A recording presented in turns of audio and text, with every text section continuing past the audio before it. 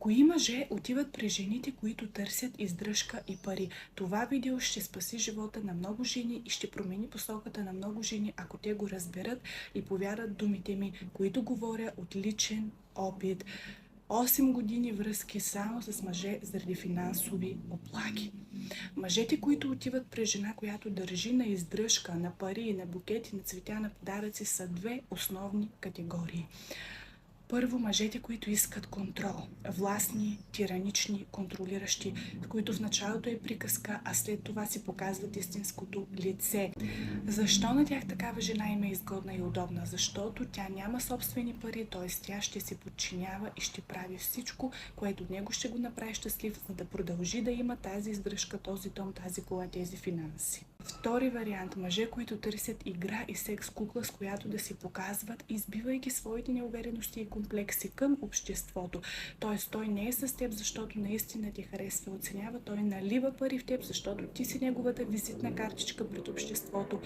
Но това не е истинска любов и връзка, това е взаимна изгода. Той търси престиж, показвайки на конте на жена, която налива парите си в нея и по този начин се валидира и гали егото си, а ти печелиш пари, почивки, екскурзии и така нататък. Но тази роля също е удобна само докато жената е много млада, защото когато започне да иска връзка, семейство и партньорство, с този мъж не става.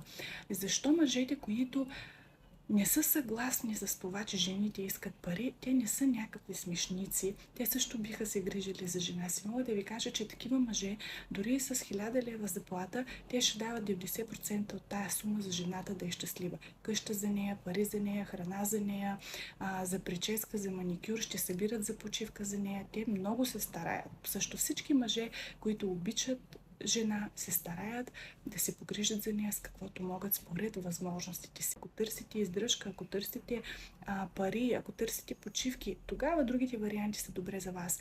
Но идва една възраст след 27, 28, 30 години, в която жената започва да иска стабилен живот, семейство и връзка. И тогава тези категории на властния контролиращ и на играча с парите, който налива в теб, за да се фука, вече не вършат работа. Вече трябва нормален мъж, който иска заедно да се развивате и вие пак може да стигнете до върха, вие може да станете много богати и много успешни заедно. Казвам, всеки мъж има този инстинкт вътре в себе си. Просто са се заключили и не искат да го показват, защото ги дразнят и са изморени от постоянни изисквания без покритие.